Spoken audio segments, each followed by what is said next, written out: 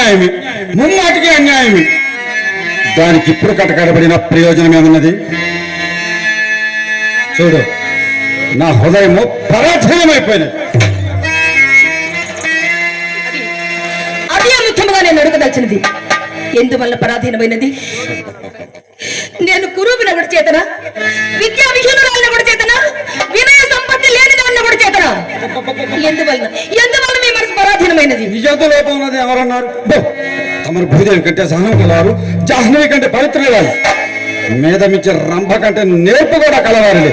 నీ అందు లోపం ఉన్నదని నేను అనలేదు అనలేదు అనలేదు. అంత స్తోత్రపాటు ఎందుకులేండు, నా ఎందు లోపముంది కదా. మీకు నా ఎడ ఇంతటి నిర్ణయం కలుగుట కారణము ఆ లోపం మీద చెప్పండి. ఆ లోపం మీద చెప్పండి. చెప్పండి. నీ అందరి పెద్ద లోపం చెప్పండి. లోపము నా ఎందు లోపము చెప్పండి. పెండ్లి పెండ్లి నీ అందరి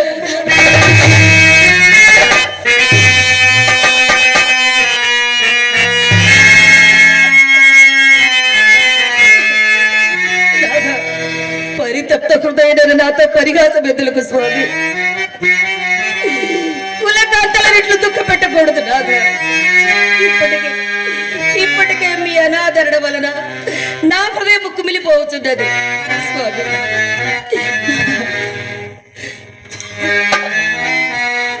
నా దైవము, మీరు నా సర్వము. మీ తోటి జీవనము నాకు కడుపావరము, మీ సాన్నిధ్యమే నాకు సకలైశ్వర్యము. ఇప్పటికే మీ ఎడబాటు వలన నా హృదయం కుమిలిపోవచ్చున్నది. ఇప్పటికే నా హృదయం కుమిలిపోవచ్చున్నది. నన్ను బ్రతికించడం గాని చంపడం గాని మీ చేతులలోనే ఉన్నది. ఇంకా ఉపేక్షించిన నేను బ్రతకజాలను. మీ హృదయం నా హృదయముతో కలిసి చేర్చి అదిమి పట్టని ఎడల నా గుండె ఎప్పుడో పట్టాలి.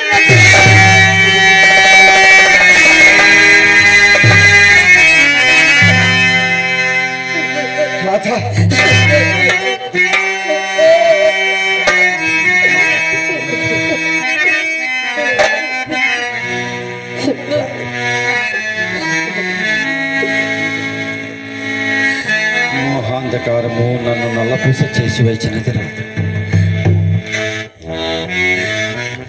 పొంగుతున్న ఈ వ్యామోహ సముద్రము నేనిప్పుడు ఒక బిందువునై ఉన్నాను రాదు.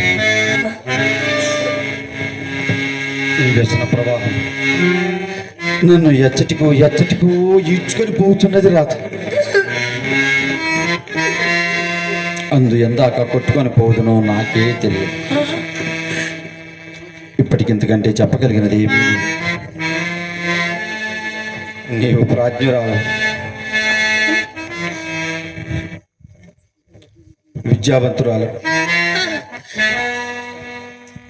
శీలవంతురాలు, నా అర్థాంగి.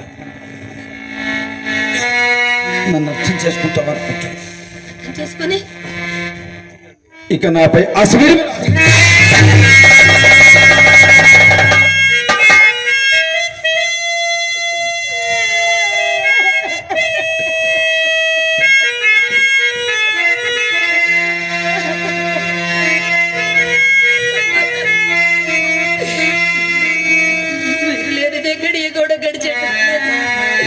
నన్ను విడిచి వెళ్ళొద్దు స్వామి.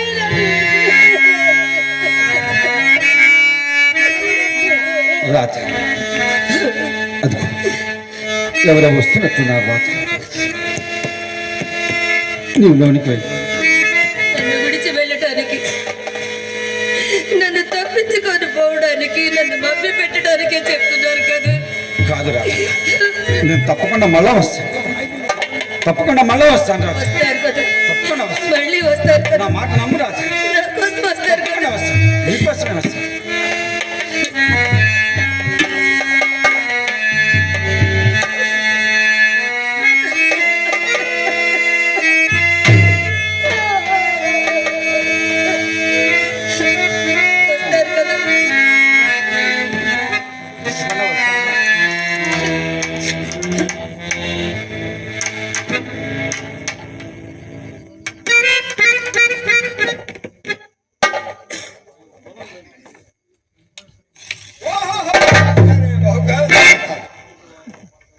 ఓరి నీ పుట్టి మునగా శుభమా అంటూ బయలుదేరుతుంటే ఒంటి బ్రాహ్మణుని ఎదురుచితివేమి? అట్లయినా ఆ, దుశ్శగ్న దోషం ఏమని అర్థము? నీతో కొంత దూరం వచ్చేది నడు. కొంత దూరమేమి? చింతామణి ఇంటి వరకు రమ్ము, మంచి తాంబూలం ఇప్పించదు. ఏమో దాని తాంబూరం ధైర్యమేరును కానీ నేను వచ్చేటికి మాత్రం రాను. ఏమిటట? ఏమా అక్కడ వేశ్యమాతమును వేశ్యమాతను వెర్రి కుక్కను నాకు చాలా భయం మిత్రమా. శ్రీహరి అట్టిది కాదులే మిత్రమా. ఏమిటి చింతామణి తల్లి పేరు శ్రీహరియ. అవునవును. గొప్పటి పేరు. సత్యమ పలికి ఆ విష్ణుమూర్తి నామం. శ్రీ అనగా ఐశ్వర్యము కదా, హరి అనగా దానిని హరించినది. ఇకనేమి ఊరును నీ బోడి అమాయకులు శ్రీనంతో హరించు దానికి అదంత సాధకనామం మిత్రమా. మిత్రమా దానికి తోడు దాని కూతురును ఒక నరహరి అని నామకరణం చేయించును ఇంకనూ రక్తిగా ఉండేది. శ్రీహరిని చూచినుచో నీవు అట్లానవు. ఓయ్ దేవుడా చూడకే. చూచావా? చూశాను. అది ఎప్పుడు? ఒకసారి నేను నీ కొరకు వచ్చేసరికి నాకోసం అది గుమ్మంలో నిల్చుని ఉంది. దాన్ని చూడగానే వెనుక మా పొలంలో చచ్చిపోయిన వరుడు బ్రతికి వచ్చి ముచ్చములను బట్టి బట్టలు తడిసిపోయినవి. ఆ పాటు నదే పొగగా ఇంటికి పరిగెత్తది. ఆ రాత్రి కన్ను మూసినా ఒట్టు చెప్పవలసిందిరా. ఆ తాటి రంగతల చుట్టపీక ఇవన్నీ కళ్ళెదురు ప్రత్యక్షమయ్యా. ఓరి నీవు అన్నాను కాల ఎంత దండకం చదివితే. సరే సరే ఆ శ్రీహరి మాట అట్టుంచు మిత్రమా. మిత్రమా చింతామణి మాత్రము చెప్పుకోదగినది మిత్రమా. ఆహా ఎందులో ఎందులో అని అలా చిన్నంగా అడుగుతావేమి మిత్రమా? రావయ్యా మిత్రమా. ప్రథమంగా చక్కదనములు మిత్రమా సాధువుల విషయంలో తట్టుదని మాట అర్థమన్నదా మిత్రమా. ఆ మొగలందు రంగుపోత కనుబొమ్మల మీద కాటుక పెదవిలందులెత్తుక ఆ తేర సొమ్ములు ఆ జోలు దుబ్బ ఆ 12 పడకల పావడ ఇవి అన్ని తీసివేసి ఆవిడ కట్టతను మనివైపు చీర వంటి దాన్ని కట్టించి నిలువం పెట్టి చూసిదివా దాని ఎంత చందములు ఇప్పుడే తేలగలవు. చింతామణిని చూచిన చోని నీ అర్థాన్ని మార్చుకుంటావు మిత్రమా. తెలుసా? నీ కన్నులతో చూసినట్లే కావచ్చును కానీ మిత్రమా ఎవరి కన్నుతో సులభంగా దాని మాయలు ఎట్లు తగలబడుతావయ్యా. ఎంత మాట అన్నావయ్యా నా చింతామణిని. చూడు ఆమె ఏ మాయలు ఏ మంత్రాలు ఎరుగదు. ఆ దేవునికి ఉపవలన ఏ పూర్వ పుణ్యము మా ఇరువురికి ఒకరిపై ఒకరికి అనురాగనట్లు కూడినది. తెలిసినదా? ఏమి రాగము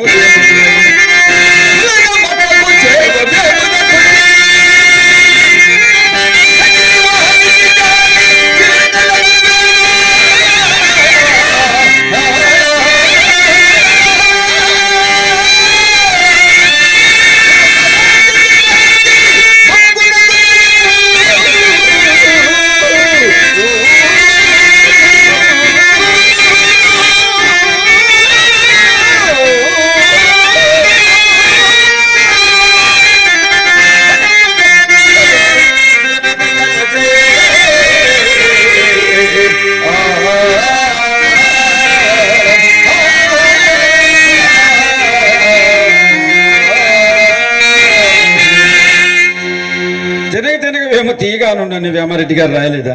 అయినను వేశ్యల పట్ల తమరికి ఏదో దురభిప్రాయం ఉండి ఇట్లా మాట్లాడుతున్నాం అంతే. మిత్రమా నీవన్ని గ్రంథములు చదివింది కదా. ఏ కవి అయినా వారకాంతాలకు ఒలపున్నట్లు వ్రాసాను. వారును వారకాంతల తత్వం మెరుగురని నా నమ్మకం. ఏమి నమ్మకం?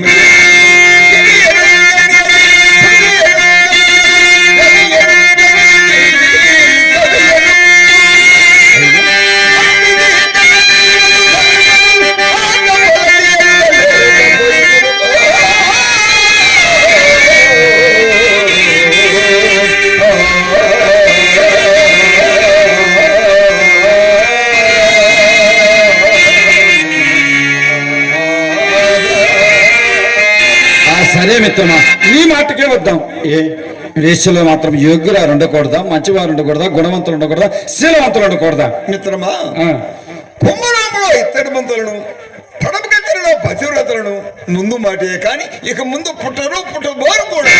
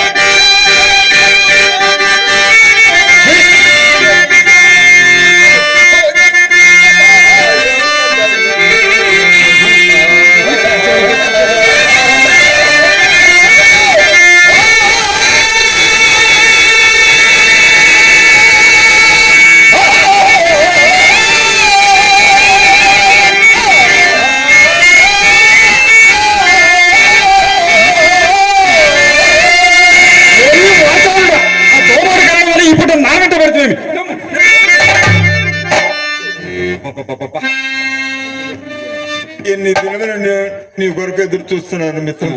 చూడు మిత్రం, చెప్పావుగా ఏమిటో తులసతి చందముండ, దానికి నెత్తినే ఉంటుంది గంగ.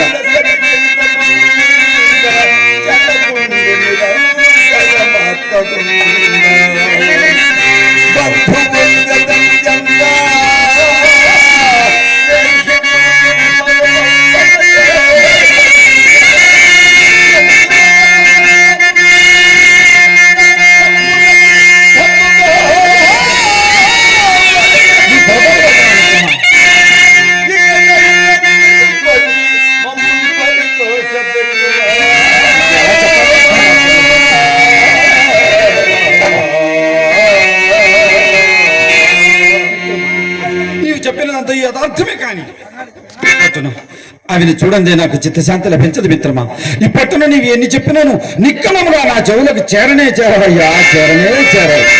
అంటూ మామిడి పళ్ళు చెడుతని, అంటూ మామిడి పళ్ళు చెడుతని ఉడుకదా ఎవరు రకుంటూ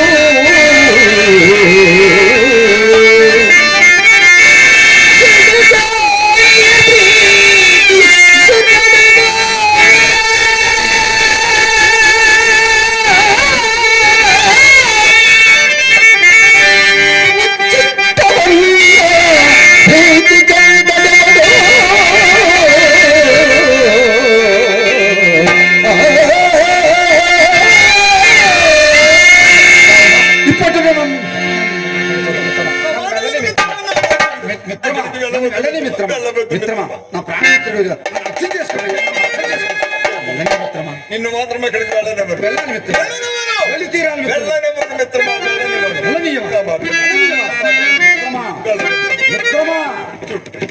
నా మాట విని మిత్రమా. మిత్రమా, సకల శాస్త్ర పారంగతుడైన బెల్లమంగళమూర్తి ఒక వేశ్యాలోనుడై ఈ విధంగా చెడిపోయాడని కావచ్చు కావచ్చు, ఎవరు ఏమనుకున్నాను మన ఆత్మసాక్ష్యం. నేను చెడిపోలేదు, నేను వెళ్ళాలి. మిత్రమా వెళ్ళనీవా, వెళ్ళనీవా.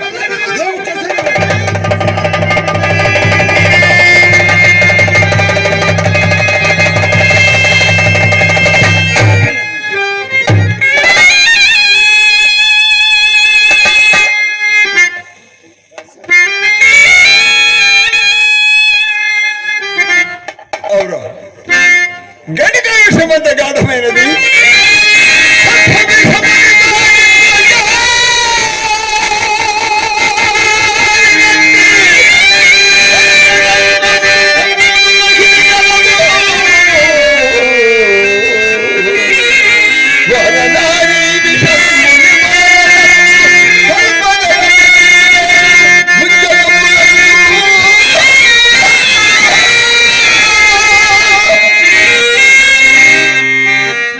అయినను మరి ఒక విశేషం పాము కాటు